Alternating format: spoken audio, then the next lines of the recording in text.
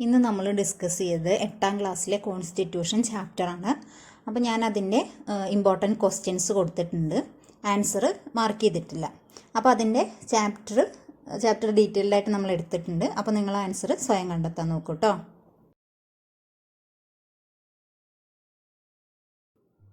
നമ്മളിപ്പോൾ ഡിസ്കസ് ചെയ്യുന്നത് 8ാം ക്ലാസ്സിലെ 5ാമത്തെ യൂണിറ്റാണ്, ഇന്ത്യൻ ഭരണഘടന അവകാശങ്ങൾ കർത്തവ്യങ്ങളും എന്ന ചാപ്റ്ററാണ്. അതിലെന്താ പറയുന്നത്, doctor B R Ambedkar constituent അസംബ്ലിയിൽ പറഞ്ഞ വാക്യാണല്ലേ കൊടുത്തിട്ടുള്ളത്. എന്താ പറഞ്ഞത്, 1949 നവംബർ 25 കേട്ടോ പറഞ്ഞിട്ടുള്ളത്. സമത്വത്തിൻ്റെ അഭാവത്തിൽ, സമത്വമില്ലെങ്കിൽ, അതായത് തുല്യ സമത്വമൊന്നും ഇല്ലെങ്കിൽ എന്ത് സംഭവിക്കും? സ്വാതന്ത്ര്യം അനേകരുടെ മേൽ ചുരുക്കം ചിലരുടെ ആധിപത്യം സൃഷ്ടിക്കുമെന്ന് പറയുന്നല്ലേ. അതായത് ആധിപത്യം പൗരന്മാരുടെ മേൽ കുറച്ചു പേരുടെ ആധിപത്യം സൃഷ്ടിക്കാൻ എന്ത് സാഹചര്യമുണ്ടാവും? സമത്വമില്ലെങ്കിൽ അനേകം ചിലരുടെ ആധിപത്യം സൃഷ്ടിക്കുമെന്ന് പറയുന്നുണ്ട് അല്ലേ. സ്വാതന്ത്ര്യത്തിൻ്റെ അഭാവത്തിലുള്ള സമത്വം വ്യക്തിമുന്നേറ്റങ്ങളെ ഹനിക്കും. അതായത് സ്വാതന്ത്ര്യത്തിൻ്റെ അഭാവത്തിലുള്ള സമത്വം എന്ത് ചെയ്യും? മുന്നേറ്റങ്ങളെ ഹനിക്കും. അതുപോലെ സാഹോദര്യത്തിൻ്റെ അഭാവത്തിൽ സമത്വത്തിനും സ്വാതന്ത്ര്യത്തിനും സ്വാഭാവികത കൈവരിക്കാൻ കഴിയില്ല. അതായത് സമത്വത്തിനെക്കുറിച്ചും സ്വാതന്ത്ര്യത്തിനെക്കുറിച്ചാണ് ആര് പറയുന്നതിൽ? ഡോക്ടർ ബി ആർ അംബേദ്കർ പറയുന്നില്ലേ. അതായത് സ്വാതന്ത്ര്യം വേണം, നമുക്ക് സമത്വവും വേണം അല്ലേ, എങ്കിലേ നല്ല രീതിയിൽ മുന്നോട്ട് പോകാൻ കഴിയുള്ളൂ. അല്ലെങ്കിൽ നമ്മുടെ മേലെ ആധിപത്യം സ്ഥാപിക്കാൻ ആളുകൾ ഉണ്ടാവും എന്നൊക്കെയാണ് അദ്ദേഹം പറയുന്നത് അല്ലേ. അപ്പോൾ ഈ കോട്ടിങ് അല്ല, അദ്ദേഹം പറഞ്ഞ വാചകം ഒന്ന് ഓർത്തിരിക്കുക കേട്ടോ.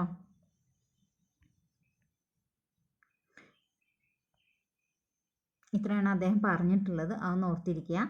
പിന്നീട് എന്താ പറയുന്നത് നമ്മുടെ ഭരണഘടനാ ശില്പിയായ ഡോക്ടർ ബി ആർ അംബേദ്കർ. അപ്പോൾ അവിടെ ഒരു പോയിന്റ് കിട്ടി. എന്താ പോയിന്റ് കിട്ടിയത്? നമ്മുടെ ഭരണഘടനാ ശില്പി ആരാ? നമ്മുടെ ഭരണഘടനാ ശില്പി ഡോക്ടർ ബി ആർ അംബേദ്കർ. അതെപ്പോഴും ചോദിക്കാറില്ല അല്ലേ. നമ്മുടെ ഭരണഘടനാ ശില്പിയാണ് doctor B R Ambedkar. 1949 November 25 ഭരണഘടനാ നിർമ്മാണ സഭയിൽ നടത്തിയ പ്രസംഗത്തിൻ്റെ പ്രസക്ത ഭാഗമാണ് മുകളിൽ നൽകിയിരിക്കുന്നത്. അതായത് നമ്മുടെ ഭരണഘടനാ ശില്പിയാണ്, അതൊരു ക്വസ്റ്റ്യനാണ്. ഡോക്ടർ ബി ആർ അംബേദ്കർ ഭരണഘടനാ നിർമ്മാണ സഭയിലെ പ്രസംഗത്തിൽ അദ്ദേഹം പ്രസംഗിച്ചതിൻ്റെ കുറച്ച് വാചകമാണ്, പ്രസംഗത്തിൻ്റെ കുറച്ച് ഭാഗങ്ങളാണ് അവർ കൊടുത്തിരിക്കുന്നത്. അതായത് 1949 നവംബർ 25. പിന്നീട് പറയുന്നത് ഭരണഘടനാ നിർമ്മാണ സഭയെക്കുറിച്ച് പറയുന്നുണ്ട്.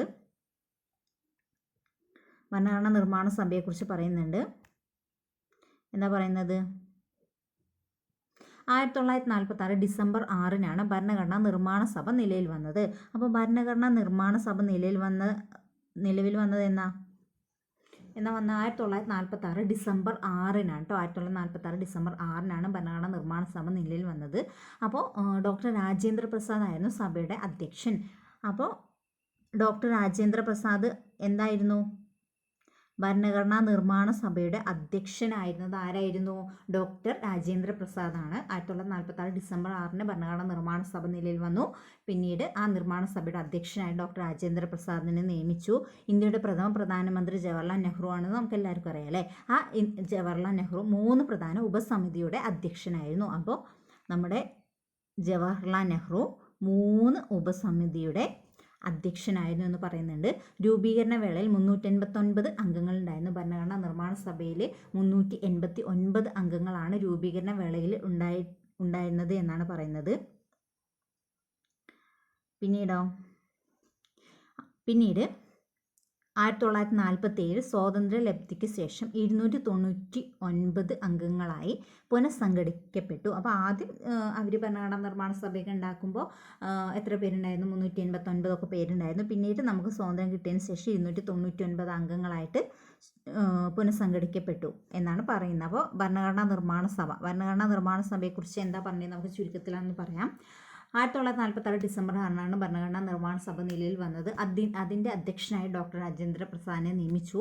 പിന്നീട് നമുക്കറിയാം നമ്മുടെ ആദ്യത്തെ പ്രധാനമന്ത്രി ജവഹർലാൽ നെഹ്റു എന്ന് അറിയാം. ആ ജവഹർലാൽ നെഹ്റു ആണ് 3 ഉപസമിതികളുടെ അധ്യക്ഷനായിരുന്നു എന്ന് പറയുന്നുണ്ട്. അപ്പോൾ ജവഹർലാൽ നെഹ്റു എത്ര സമിതികളുടെ അധ്യക്ഷനായിരുന്നു എന്ന് ചോദിച്ചു കഴിഞ്ഞാൽ 3 പ്രധാന ഉപസമിതികളുടെ അധ്യക്ഷനായിരുന്നു. പിന്നീട് ഭരണഘടനാ നിർമ്മാണ സഭ രൂപീകരിച്ചപ്പോൾ 389 പേരുണ്ടായിരുന്നു. പിന്നീട് അത് 299 പേരിലേക്ക് ചുരുങ്ങിയില്ലേ. ഇപ്പോൾ 1947 സ്വാതന്ത്ര്യത്തിന് ശേഷം. പിന്നെന്താ പറയുന്നത്? ഇന്ത്യൻ ഭരണഘടനയുടെ ആമുഖത്തിൽ നീതി, സ്വാതന്ത്ര്യം, സമത്വം, സാഹോദര്യം എന്നിവയെല്ലാം പൗരന്മാർക്കായി സംരക്ഷിക്കുമെന്ന് പ്രഖ്യാപിക്കുന്നുണ്ട്. അപ്പോൾ ഇന്ത്യൻ ഭരണഘടനയുടെ ആമുഖത്തിൽ ഏതൊക്കെ പൗരന്മാർക്കായിട്ട് പറഞ്ഞിരിക്കുന്ന ഏതൊക്കെയാണ്? ആമുഖത്തിൽ പറഞ്ഞിട്ടുള്ള ഏതാണ്? നീതിയുണ്ട്, സ്വാതന്ത്ര്യമുണ്ട്, സമത്വമുണ്ട്, സാഹോദര്യമുണ്ട് അല്ലേ? നീതിയുണ്ട്, സ്വാതന്ത്ര്യമുണ്ട്, സമത്വമുണ്ട്, സാഹോദര്യമുണ്ട്. പിന്നീട് എന്താ പറഞ്ഞിരിക്കുന്നത്? അതായത് നമ്മുടെ പൗരന്മാർക്ക് വേണ്ടിയിട്ടുള്ളതാണ് നീതി, സ്വാതന്ത്ര്യം, സമത്വം, സാഹോദര്യം. ഇതെല്ലാം ആമുഖത്തിൽ, ഇന്ത്യൻ ഭരണഘടനയുടെ ആമുഖത്തിൽ പറഞ്ഞിട്ടുണ്ട് എന്നാണ് പറയുന്നത്. പിന്നീട് മൗലികാവകാശങ്ങളായും രാഷ്ട്ര നയത്തിൻ്റെ നിർദ്ദേശ തത്വങ്ങളായും ഇവയെ ഭരണഘടനയിൽ ഉൾപ്പെടുത്തിയിരിക്കുന്നു. അതായത് പിന്നീട് എന്തായി? മൗലികാവകാശങ്ങളായിട്ടും നമുക്ക് വേണ്ട മൗലികാവകാശങ്ങളായിട്ടും പിന്നെ രാഷ്ട്ര നയത്തിൻ്റെ നിർദ്ദേശക തത്വങ്ങളായിട്ടും ഇവയെ ഭരണഘടനയിൽ ഉൾപ്പെടുത്തിയിരിക്കുന്നു എന്ന് മനസ്സിലാക്കുക. പിന്നീട് അതോടൊപ്പം രാഷ്ട്രത്തോടും സമൂഹത്തോടും പൗരർ പുലർത്തേണ്ട മൗലിക കർത്തവ്യങ്ങളും ഭരണഘടന പ്രതിപാദിച്ചിട്ടുണ്ട്. അപ്പോൾ നമ്മൾ പൗരന്മാർ രാഷ്ട്രത്തോട് പുലർത്തേണ്ട കുറേ കാര്യങ്ങളുണ്ട് അല്ലേ? കുറേ മൗലിക കർത്തവ്യങ്ങളൊക്കെ ഉണ്ട്. അതെല്ലാം ഭരണഘടനയിൽ പ്രതിപാദിച്ചിട്ടുണ്ട് എന്ന് പറയുന്നത്. ഇതൊക്കെ ജസ്റ്റ് നമുക്ക് അറിയാനുള്ള പോയിന്റ്. ഇതൊന്നും ക്വസ്റ്റ്യൻ ആയിട്ട് വരുന്നുണ്ട്, പക്ഷെ ഇതൊക്കെ നമ്മൾ അറിഞ്ഞിരിക്കുക. ഇപ്പോൾ ഈ ഒരു പാരഗ്രാഫ് നമുക്ക് അറിഞ്ഞിരിക്കാനുള്ളൂ. ഇന്ത്യൻ ഭരണഘടനയിൽ പ്രതിപാദിച്ചിട്ടുള്ള അവകാശങ്ങളും നിർദ്ദേശ തത്വങ്ങളും കർത്തവ്യങ്ങളുമാണ് ഈ പാഠത്തിൽ ചർച്ച ചെയ്യുന്നത്. അപ്പോൾ ഈ പാഠഭാഗം എന്താണെന്നാണ് ഈ പറഞ്ഞിരിക്കുന്നത്? അവരിതിൽ ഉൾക്കൊള്ളിച്ചിരിക്കുന്നത് ഇത്രയേ ഉള്ളൂ. ഭരണഘടനയുടെ നിർദ്ദേശ തത്വങ്ങളും പിന്നെ നമുക്ക് അവകാശങ്ങളുണ്ട്, മൗലിക അവകാശങ്ങളുണ്ട്, നിർദ്ദേശ തത്വങ്ങളുണ്ട്, മൗലിക അവകാശങ്ങളുണ്ട്, നിർദ്ദേശ തത്വങ്ങളുണ്ട്, അതേപോലെ കർത്തവ്യങ്ങളുമുണ്ട്. ഇത്രയും കാര്യങ്ങളാണ് നമ്മൾ ഈ ചാപ്റ്ററിൽ പറയുന്നത്. ആദ്യം നമുക്ക് അവകാശങ്ങളിലേക്ക് കടക്കാം. അവകാശങ്ങളുടെ പ്രാധാന്യമൊക്കെ എല്ലാവർക്കും അറിയാം. നമുക്ക് ഇമ്പോർട്ടൻ്റ് ആയ കാര്യങ്ങൾ മാത്രം വായിക്കാം കേട്ടോ. അവകാശങ്ങൾ എന്നാൽ ഉന്നയിക്കപ്പെടുന്ന അവകാശവാദങ്ങളിൽ സമൂഹം സ്വീകരിക്കുകയും രാഷ്ട്ര നിയമം വഴി അംഗീകരിച്ച് നടപ്പിലാക്കുകയും ചെയ്യുന്നവയാണ്. അപ്പോൾ അവകാശം എന്ന് പറഞ്ഞാൽ എന്താണ്? അവകാശങ്ങൾ എന്നാൽ ഉന്നയിക്കപ്പെടുന്ന അവകാശവാദങ്ങളിൽ സമൂഹം സ്വീകരിക്കുകയും, അതായത് ജനങ്ങൾ ഉന്നയിക്കുന്ന അവകാശവാദങ്ങൾ സമൂഹം സ്വീകരിക്കുകയും രാഷ്ട്രം എന്താക്കുന്നത്? നിയമം വഴി അംഗീകരിച്ച് നടപ്പിലാക്കുകയും ചെയ്യുന്നു. അതാണ് അവകാശങ്ങൾ. നമുക്ക് ഒരു പൗരന്മാർക്ക് ഒരുപാട് അവകാശങ്ങൾ, അത് നമ്മൾ ഉന്നയിക്കുന്നു, അത് രാഷ്ട്രം എന്താകുന്നു? ചർച്ച ചെയ്യുന്നു, എന്നിട്ടത് നിയമം വഴി അത് നടപ്പിലാക്കുകയും ചെയ്യുന്നു. അതാണ് അവകാശങ്ങൾ എന്ന് പറയുന്നത്. പിന്നെന്താ പറയുന്നത്? വ്യക്തികൾക്ക് അവകാശങ്ങളുണ്ടെന്ന് ഉറപ്പുവരുത്തേണ്ടത് ജനാധിപത്യ സംവിധാനങ്ങളുടെ ഉത്തരവാദിത്തമാണ്. അതായത് വ്യക്തികൾക്ക് അവകാശമുണ്ടെന്ന് ഉറപ്പുവരുത്തേണ്ടത് ആരാണ്? ജനാധിപത്യ സംവിധാനങ്ങളുടെ ഉത്തരവാദിത്തമാണെന്ന് പറയുന്നുണ്ട്. ഇവ നിയമം വഴി നടപ്പിലാക്കേണ്ട ഗവൺമെൻറ്റാണ്. അതായത് ഈ അവകാശങ്ങളുണ്ട്, നമ്മുടെ അവകാശങ്ങളൊക്കെ നിയമം വഴി നടപ്പിലാക്കേണ്ടത് ആരാ? ഗവൺമെൻറ്റാണ് അല്ലേ? അതിനായി മിക്ക ജനാധിപത്യ രാജ്യങ്ങളുടെയും ഭരണഘടനയിൽ ഒരു പട്ടിക ഉൾപ്പെടുത്തിയിട്ടുണ്ട്. ഈ അവകാശങ്ങളുടെ പട്ടിക വ്യക്തികളുടെ അവകാശങ്ങളിൽ ഇടപെടുന്നതിന് ഗവൺമെൻറ്റിന് ചില പരിമിതികൾ ഏർപ്പെടുത്തിയിരിക്കുന്നു. അതായത് ഈ അവകാശങ്ങളുടെ പട്ടിക, അതായത് എല്ലാ രാജ്യങ്ങളിലും ഇതുപോലൊരു ഭരണഘടനയിൽ ഒരു പട്ടിക ഉൾപ്പെടുത്തിയിട്ടുണ്ടെന്ന് പറയുന്നുണ്ട്. എന്തിനാണ്? ഈ അവകാശങ്ങളുടെ പട്ടിക വ്യക്തികളുടെ അവകാശങ്ങളിൽ ഇടപെടുന്നതിന് ഗവൺമെൻറ്റിന് ചില പരിമിതികൾ ഏർപ്പെടുത്തിയിട്ടുണ്ട്. അതായത് നമുക്ക് വ്യക്തികളുടെ, അതായത് പൗരന്മാരുടെ മേൽ ഗവൺമെൻറ്റിന് ഒരുപാട് അങ്ങോട്ട് കയറി മേയാൻ പറ്റില്ല അല്ലേ? അതായത് അവർക്കും ഗവൺമെൻറ്റിനും ചില പരിമിതികളുണ്ട്. അതായത് ജനങ്ങളുടെ അവകാശങ്ങളുടെ മേൽ ഗവൺമെൻറ്റിനും പരിമിതികളുണ്ട് എന്നാണ് പറയുന്നത്. അതേപോലെ കൂടാതെ അവകാശ ലംഘനം ഉണ്ടായിക്കഴിഞ്ഞാൽ അതിനുള്ള പരിഹാരം ഉറപ്പാക്കുന്നൊക്കെ ഉണ്ട് എന്നൊക്കെ പറയുന്നുണ്ട്. പിന്നീട് അപ്പോൾ ഇതിൽ ഇത്രയൊന്നും ഇതൊക്കെ മനസ്സിലാക്കാൻ വേണ്ടിയിട്ടുള്ളതാണ് കേട്ടോ. പിന്നീട് എന്താ പറയുന്നത്? മനുഷ്യാവകാശങ്ങളാണ്. മനുഷ്യൻ എന്ന നിലയിൽ ജാതി, മതം, വംശം, വർണ്ണം, ദേശം, ഭാഷ, ലിംഗ, പദവി തുടങ്ങിയ വിവേചനങ്ങളേതുമില്ലാതെ അന്തസ്സുറ്റതും തുല്യയിലധിഷ്ഠിതവുമായ ജീവിതം നയിക്കുന്നതിന് ലോകത്തെ എല്ലാവർക്കും അവകാശമുണ്ട്. ഇത്തരത്തിൽ സാർവത്രികമായി മനുഷ്യൻ്റെ അഭിമാനത്തെയും വ്യക്തിത്വത്തെയും സംരക്ഷിക്കുന്ന അവകാശങ്ങളാണ് മനുഷ്യാവകാശങ്ങൾ എന്ന് പറയുന്നത്. അപ്പോൾ മനുഷ്യാവകാശം എന്ന് പറഞ്ഞാൽ എന്താണെന്ന് മനസ്സിലാക്കിയാൽ മതി കേട്ടോ. മനുഷ്യാവകാശം പറഞ്ഞാൽ എല്ലാവർക്കും ഒരേപോലെ ജീവിക്കാനുള്ള അവകാശമുണ്ട്. അതായത് ജാതി, മതം, വംശം ഒന്നിൻ്റെ പേരിലും നമുക്ക് വിവേചനം ഇല്ലാതെ ജീവിക്കാനുള്ള അവകാശം ഉണ്ട് എന്നാണ് പറയുന്നത്. പിന്നെ മൗലിക അവകാശങ്ങൾ ഫണ്ടമെൻ്റൽ റൈറ്റ്സ് ആണ്. അന്തർദേശീയ തലത്തിൽ മനുഷ്യാവകാശമായി കണക്കാക്കുന്നത് ജനാധിപത്യ സംവിധാനത്തിൽ പൗരരുടെ അന്തസ്സിനും സ്വാതന്ത്ര്യത്തിനും അതിജീവനത്തിനും അനിവാര്യവുമായ ചില അടിസ്ഥാന അവകാശങ്ങളുണ്ട്. അതായത് മൗലികാവകാശങ്ങളെക്കുറിച്ച് പറയുന്നുണ്ട്. ഇമ്പോർട്ടൻ്റ് ആണ് അല്ലേ. മൗലികാവകാശം പറഞ്ഞാൽ ദേശീയ തലത്തിൽ എന്താണ് മൗലികാവകാശങ്ങളായി കണക്കാക്കുന്നു ജനാധിപത്യ സംവിധാനത്തിൽ പൗരരുടെ അന്തസ്സിന് സ്വാതന്ത്ര്യത്തിനും അതിജീവനത്തിനും അനിവാര്യമായ ചില അടിസ്ഥാന അവകാശങ്ങളുണ്ട് അല്ലേ. രാഷ്ട്രങ്ങൾ അംഗീകരിച്ച് സംരക്ഷിക്കുകയും ഇതാണ് പറയുന്നത് കേട്ടോ.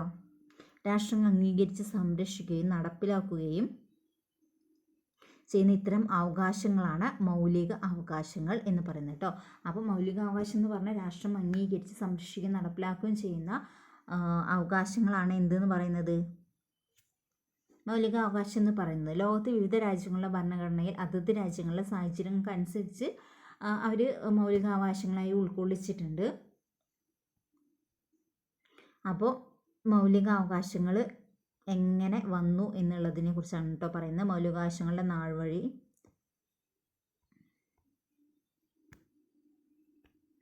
മാഗ്ന കാർട്ടയൊക്കെ നമ്മൾ കഴിഞ്ഞ ക്ലാസ്സിൽ ഡിസ്കസ് ചെയ്തതാണല്ലേ. അപ്പോൾ കഴിഞ്ഞ ക്ലാസ്സിൽ 6ാമത്തെ ചാപ്റ്ററിൽ 6ാം ക്ലാസ്സിലെ കോൺസ്റ്റിറ്റ്യൂഷൻ്റെ ചാപ്റ്ററിലും മാഗ്ന കാർട്ടയെക്കുറിച്ചൊന്ന് തുടങ്ങി വെച്ചിട്ടുണ്ട് അവർ. അപ്പോൾ മാഗ്ന കാർട്ട എന്ന് പറയുന്നത് എന്താ, ബ്രിട്ടനിൽ അവകാശങ്ങളെ സംബന്ധിച്ച് രൂപപ്പെട്ട ആദ്യകാല രേഖയാണ് മാഗ്ന കാർട്ട എന്ന് പറയുന്നത് എന്താണ്, ബ്രിട്ടനിൽ ഉണ്ടായതാണ്. ബ്രിട്ടനിൽ അവകാശങ്ങളെ സംബന്ധിച്ചൊരു ആദ്യകാല രേഖയാണ് മാഗ്ന കാർട്ട എന്ന് പറയുന്നുണ്ട്. വലിയ പ്രമാണം എന്നാണ് ഇതിൻ്റെ അർത്ഥം കേട്ടോ. മാഗ്ന കാർട്ടൻ്റെ അർത്ഥം എന്താണെന്ന് ചോദിച്ചാൽ വലിയ പ്രമാണം എന്നാണ്. അതേപോലെ രാജാവിൻ്റെ ഭരണകൂടവും നിയമത്തിന് അതീതരല്ല എന്ന് പ്രഖ്യാപിക്കുന്ന ഔദ്യോഗിക പ്രമാണമാണിത്. അതായത് രാജാവിൻ്റെ ഭരണവും നിയമത്തിന് അതീതരല്ല. അതായത് രാജാവിൻ്റെ ഭരണകൂടവും നിയമത്തിനേക്കാൾ വലുതല്ല അല്ലേ. നിയമത്തിനും മുകളിൽ അവർക്ക് നിയമത്തിനേക്കാൾ വലിയ ഇതൊന്നുമല്ല അവർ, അതാണ് പറയുന്നത്. അതായത് നിയമത്തിന് അതീതരല്ല എന്നാണ് പറയുന്നത് രാജാവിൻ്റെ ഭരണകൂടവും. അങ്ങനെ ബ്രിട്ടനിൽ ഉണ്ടായതാണ് മാഗ്ന കാർട്ട. 1215 ഇംഗ്ലണ്ടിൻ്റെ ഭരണാധികാരിയായിരുന്ന ജോൺ രാജാവിനെ ഈ രേഖയിൽ ജനങ്ങൾ നിർബന്ധിച്ച് ഒപ്പുവെക്കുകയായിരുന്നു. അപ്പോൾ ഈ മാഗ്ന കാർട്ടയിൽ ഒപ്പുവെച്ചെന്ന് ചോദിച്ചാൽ ജോൺ രാജാവാണ് കേട്ടോ. ജോൺ രാജാവാണ്. 1215 ബ്രിട്ടീഷ് പാർലമെൻറ്റ് അധികാരങ്ങളും നിയമ തത്വങ്ങൾക്കും ഇത് പിന്നീട് അടിസ്ഥാനമായി മാറി. പിന്നെ ഇംഗ്ലണ്ടിലോ petition of rights, bill of rights എന്നീ അവകാശ രേഖകൾ മാഗ്ന കാർട്ടയുടെ സ്വാധീനത്താൽ രൂപപ്പെട്ടതാണ്. പിന്നീട് എന്തുണ്ടായി, ഇംഗ്ലണ്ടിലെ പെറ്റീഷൻ ഓഫ് റൈറ്റ്സ്, അതുപോലെ ഇംഗ്ലണ്ടിലെ petition of rights, bill of rights എന്നിവയൊക്കെ എന്തിൻ്റെ അടിസ്ഥാനത്തിൽ രൂപപ്പെട്ടതാണ്, മാഗ്ന കാർട്ടയുടെ അടിസ്ഥാനത്തിൽ രൂപപ്പെട്ടതാണ്. അപ്പോൾ മാഗ്ന കാർട്ട എന്താണെന്നാണ് പറഞ്ഞത്, മാഗ്ന കാർട്ട 1215 ബ്രിട്ടനിൽ ഉണ്ടായതാണ്. ആരാ ഒപ്പുവെച്ചത്, ജോൺ രാജാവാണ് ഒപ്പുവെച്ചത്. എന്തിനു വേണ്ടിയിട്ടായിരുന്നു, ബ്രിട്ടനിലെ അവകാശങ്ങളെ സംബന്ധിക്കുന്ന ഒരു ആധികാര രേഖയാണ് മാഗ്ന കാർട്ട എന്ന് പറയുന്നത്. പിന്നീട് അതിൽ പറയുന്നൊരു വാക്യമുണ്ട് കേട്ടോ, എന്താ, രാജാവിൻ്റെ ഭരണകൂടം നിയമത്തിന് അതീതരല്ല എന്ന് പറയുന്ന ഒരു പ്രമാണമാണ് മാഗ്ന കാർട്ട എന്ന് പറയുന്നത്. പിന്നീട് petition of rights, bill of rights ഒക്കെ ഇതിൻ്റെ അടിസ്ഥാനത്തിൽ വന്നതാണ്. പിന്നെ ഇവിടെ പറയുന്നുണ്ട് 1215 പൗരാവകാശങ്ങളെയും സ്വാതന്ത്ര്യത്തെയും പരാമർശിക്കുന്ന ലോകത്തിലെ ആദ്യത്തെ ഔദ്യോഗിക രേഖയാണ് കേട്ടോ. പൗരാവകാശങ്ങളെയും സ്വാതന്ത്ര്യത്തെയും പരാമർശിക്കുന്ന ലോകത്തിലെ ആദ്യത്തെ ഔദ്യോഗിക രേഖയാണ് മാഗ്ന കാർട്ട എന്ന് പറയുന്നത് 1215. പിന്നീട് എന്താ പറയുന്നത്, അമേരിക്കൻ അവകാശ പത്രിക എന്ന അമേരിക്കൻ അവകാശ പത്രിക 1789 കേട്ടോ. 1789 ലോകത്തിലെ ആദ്യത്തെ എഴുതപ്പെട്ട ഭരണഘടനയിൽ പരാമർശിച്ചിരിക്കുന്ന അവകാശ രേഖയാണ്. അപ്പോൾ ലോകത്തിലെ ആദ്യത്തെ എഴുതപ്പെട്ട ഭരണഘടന ഏതാ, അമേരിക്കൻ ഭരണഘടനയാണല്ലേ. അമേരിക്കൻ ഭരണഘടനയാണ് ലോകത്തിലെ ആദ്യത്തെ എഴുതപ്പെട്ട ഭരണഘടന എന്ന് പറയുന്നത്. അപ്പോൾ അതിൽ ലോകത്തിലെ ആദ്യത്തെ എഴുതപ്പെട്ട ഭരണഘടനയിൽ പരാമർശിച്ചിരിക്കുന്ന അവകാശ രേഖയാണ് അമേരിക്കൻ അവകാശ പത്രിക എന്ന് പറയുന്നത്. 1789 1789 അമേരിക്കൻ അവകാശ പത്രിക. ഏതാണ് ഡേറ്റ് എന്ന് വെച്ചാൽ 1789 പിന്നീട് ഫ്രഞ്ച് വിപ്ലവത്തെ തുടർന്നുണ്ടായ മനുഷ്യാവകാശ പ്രഖ്യാപനം. അതെന്നാൽ ലോകരാജ്യങ്ങളെ സ്വാധീനിച്ച മനുഷ്യാവകാശങ്ങളെ നിർവചിക്കുന്ന അവകാശ പ്രമാണമാണ് എന്ത്, ഈ 1789 ഫ്രഞ്ച് വിപ്ലവത്തെ തുടർന്നുണ്ടായ മനുഷ്യാവകാശ പ്രഖ്യാപനം. അപ്പോൾ ഫ്രഞ്ച് വിപ്ലവത്തെ തുടർന്നുണ്ടായ മനുഷ്യാവകാശ പ്രഖ്യാപനം ഉണ്ടായ വർഷം ഏത് 1789 തന്നെയാണല്ലേ. അപ്പോൾ അമേരിക്കൻ അവകാശ പത്രിക 1789 അതിൽ പറയുന്നുണ്ട് ലോകത്തിലാകത്തെ എഴുതപ്പെട്ട ഭരണഘടന അമേരിക്കയുടെയാണ്. പിന്നെ അതുപോലെ ഫ്രഞ്ച് വിപ്ലവത്തെ തുടർന്നുണ്ടായ മനുഷ്യാവകാശ പ്രഖ്യാപനം 1789 തന്നെയാണ്. ലോകരാജ്യങ്ങളെ സ്വാധീനിച്ച മനുഷ്യാവകാശങ്ങൾ നിർവചിക്കുന്ന അവകാശ പ്രമാണം, ലോകരാജ്യങ്ങളെ സ്വാധീനിച്ച മനുഷ്യാവകാശങ്ങളെയൊക്കെ നിർവചിക്കുന്ന ഒരു അവകാശ പ്രമാണമാണ് ഫ്രഞ്ച് വിപ്ലവത്തെ തുടർന്നുണ്ടായ മനുഷ്യാവകാശ പ്രഖ്യാപനം എന്ന് പറയുന്നത്. പിന്നെ അമേരിക്കൻ അവകാശ പത്രിക എന്താണ് ഡീറ്റെയിൽ ആയിട്ട് കുറച്ച് കൊടുത്തിട്ടുണ്ട്. അമേരിക്കൻ ഭരണങ്ങൾ ഉൾക്കൊള്ളിച്ചിട്ടുള്ള അവകാശ പത്രികയാണ് അവകാശങ്ങളെക്കുറിച്ച് പ്രതിപാദിച്ചിരിക്കുന്നത്. അമേരിക്കൻ ഭരണങ്ങൾ ഉൾക്കൊള്ളിച്ചിട്ടുള്ള അവകാശ പത്രികയിലാണ്, അതായത് അമേരിക്കയിലെ അവകാശ പത്രിക എന്ന ബിൽ ഓഫ് റൈറ്റ്സ്, ആ അവകാശ പത്രികയിലാണ് അവകാശങ്ങളെക്കുറിച്ച് പ്രതിപാദിച്ചിട്ടുള്ളതെന്ന് പറയുന്നത്. അപ്പോൾ ജനങ്ങളുടെ അവകാശങ്ങളെക്കുറിച്ചൊക്കെല്ലാം പറഞ്ഞിട്ടുള്ള ഇതിലാണ് ബിൽ ഓഫ് റൈറ്റ്സിലാണ്, അതായത് അവകാശ പത്രികയിലാണെന്ന് പറയുന്നുണ്ട്. മതവിശ്വാസത്തിനുള്ള അവകാശം, അഭിപ്രായ പ്രകടനത്തിനുള്ള അവകാശം, മാധ്യമ പ്രവർത്തനത്തിനുള്ള അവകാശം, സമാധാനപരമായി സംഘം ചേരാനുള്ള അവകാശം, ജീവനും സ്വത്തിനും സംരക്ഷണത്തിനുള്ള അവകാശം തുടങ്ങിയ അവകാശങ്ങൾ അമേരിക്കൻ ഭരണഘടന ഉറപ്പ് നൽകുന്നു. അപ്പോൾ അവരും അവരുടെ പൗരർക്ക് നൽകുന്ന ഉറപ്പൊക്കെയാണ് അവകാശ പത്രികയിൽ പറയുന്നത്. പിന്നീട് ഫ്രഞ്ച് കഴിഞ്ഞു, അമേരിക്ക കഴിഞ്ഞു, ഫ്രഞ്ച്, അതായത് ഫസ്റ്റ് മാഗ്ന കാർട്ട ഉണ്ടായി, പിന്നീട് അമേരിക്ക 1789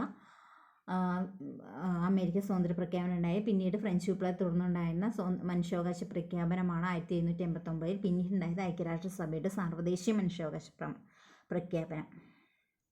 അതെന്നാ universal declaration of human rights 1948 കേട്ടോ. 1948 എല്ലാ അംഗരാജ്യങ്ങളിലും നടപ്പിലാക്കുന്നതിനായി ഐക്യരാഷ്ട്ര സംഘടന പുറപ്പെടുവിച്ച അവകാശ രേഖയാണ്. അപ്പോൾ എല്ലാ രാജ്യത്തും നടപ്പിലാക്കുന്നതിന് വേണ്ടിയിട്ട് ഐക്യരാഷ്ട്ര സംഘടന പുറപ്പെടുവിച്ച ഒരു രേഖയാണ് എന്തെന്ന് പറയുന്നത്, ഹ്യൂമൻ റൈറ്റ്സ് എന്ന് പറയുന്നത് അല്ലേ. 1948 കേട്ടോ, വർഷം ഓർത്ത് വെക്കുന്നത് 1948. പിന്നെ ഫ്രാൻസിലെ മനുഷ്യാവകാശ പ്രഖ്യാപനത്തെക്കുറിച്ച് പറയുന്നുണ്ട്. എന്താ പറയുന്നത്,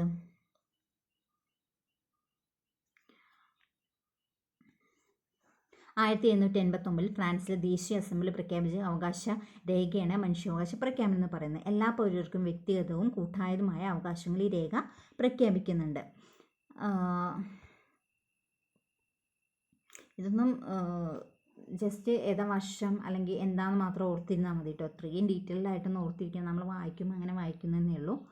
അപ്പോൾ ഫ്രഞ്ച് പ്രഖ്യാപനം പറഞ്ഞു. പിന്നീട് പറയുന്നത് മനുഷ്യാവകാശങ്ങളാണ്, എന്തൊക്കെ മനുഷ്യാവകാശങ്ങളാണ് നമുക്കുള്ളത് എന്നുള്ളതാണ്. മൗലികാവകാശങ്ങളാണ്. മൗലികാവകാശം ഇന്ത്യൻ ഭരണഘടനയിൽ എന്തൊക്കെ മൗലികാവകാശങ്ങളാണുള്ളത് എന്നാണ്. ഭരണഘടനാ ദിനം എല്ലാവർക്കും അറിയാണ്ടാവും. നവംബർ 26 കേട്ടോ. നവംബർ 26 ഭരണഘടനാ ദിനമായിട്ട് നമ്മൾ കൊണ്ടാടുന്നത് അല്ലേ. 1949 നവംബർ 26 ഭരണഘടനാ നിർമ്മാണ സഭ ഭരണഘടന അംഗീകരിച്ചതിൻ്റെ ഓർമ്മയ്ക്കായിട്ടാണ് ഭരണഘടനാ ദിനമായിട്ട് നവംബർ 26 നമ്മൾ ആചരിക്കുന്നത് അല്ലേ. പിന്നീട് എന്താ പറയുന്നത്, മൗലിക ആവശ്യങ്ങൾ ഏത് ഭാഗത്തിലാണ് ഉൾക്കൊള്ളിച്ചിരിക്കുന്നത്? പാർട്ട് 3 കേട്ടോ. മൗലിക അവകാശങ്ങൾ ഉൾക്കൊള്ളിച്ചിരിക്കുന്നത് പാർട്ട് 3 അതിൽ മൗലികാവകാശം തുടങ്ങുന്നത് സമത്വത്തിനുള്ള അവകാശങ്ങളോട് കൂടിയാണ് അല്ലേ. മൗലികാവകാശം തുടങ്ങുന്നത് നമ്മുടെ രാജ്യത്ത് എല്ലാവർക്കും നിയമത്തിന് മുമ്പിൽ തുല്യതയും തുല്യ നിയമ സംരക്ഷണവും ഉറപ്പുവരുന്ന അവകാശമാണ് സമത്വത്തിനുള്ള അവകാശം എന്ന് പറയുന്നത്. സമത്വം പറഞ്ഞാൽ എല്ലാവർക്കും ഒരേ സമത്വം, അതായത് മതത്തിൻ്റെ പേരിലോ വർഗത്തിൻ്റെ പേരിലോ ജാതിയുടെ പേരിലോ ജന്മസ്ഥലത്തിൻ്റെ പേരിലോ ഒന്നിലും നമ്മൾ വിവേചനം നേരിടാൻ പാടില്ല, യാതൊരു വിവേചനവും നേരിടാൻ പാടുള്ളതല്ല. അതായത് അതേപോലെ അവർ പറയുന്നുണ്ട്, ഹോട്ടലുകൾ, കടകൾ, കിണറുകൾ, കുളങ്ങൾ, പൊതുസ്നാന ഘട്ടങ്ങൾ, പൊതുനിരത്തുകൾ എന്നിവയുടെ തുല്യ പ്രവേശനം ഉറപ്പുവരുത്തുന്ന ഒന്നിൻ്റെ പേരിൽ നമുക്ക് വിവേചനം നേരിടാൻ പാടില്ല. അതാണ് സമത്വത്തിനുള്ള അവകാശം ഉറപ്പുവരുത്തുന്നത്. പിന്നീട് സ്വാതന്ത്ര്യത്തിനുള്ള അവകാശം. സമത്വത്തിനുള്ള അവകാശം ഇതിൽ അവർ പിന്നെ ആർട്ടിക്കിളൊന്നും പറഞ്ഞിട്ടില്ല. സമത്വത്തിനുള്ള ഇക്വാലിറ്റിക്ക് 14 ആർട്ടിക്കിൾ 14 കേട്ടോ. പിന്നീട് സ്വാതന്ത്ര്യത്തിനുള്ള അവകാശം. സ്വാതന്ത്ര്യത്തിനുള്ള അവകാശം ഏതാ? ആർട്ടിക്കിൾ ഏതാ? 19 മുതൽ 22 വരെ കേട്ടോ. 19 മുതൽ 22 വരെയാണ്. 19 മുതൽ 22 വരെ സ്വാതന്ത്ര്യത്തിനുള്ള അവകാശം എന്ന് പറയുന്നത്. അതിൽ നമുക്ക് എത്ര തരത്തിലുള്ള സ്വാതന്ത്ര്യങ്ങളുണ്ട്?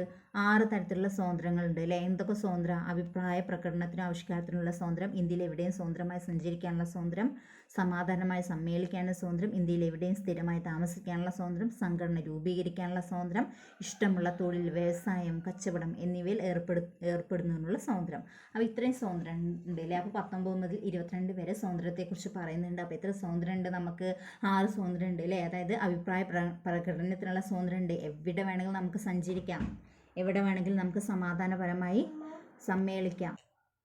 അതുപോലെ നമുക്ക് എവിടെയും താമസിക്കാനുള്ള സ്വാതന്ത്ര്യമുണ്ട്, സംഘടനാ സ്വാതന്ത്ര്യമുണ്ട്, ഇഷ്ടമുള്ള തൊഴിലും വ്യവസായവും കച്ചവടമൊക്കെ ചെയ്യാനുള്ള സ്വാതന്ത്ര്യമുണ്ട് അല്ലേ? പിന്നീട് നമുക്ക് ജീവനും വിദ്യാഭ്യാസത്തിനുള്ള അവകാശമുണ്ട്.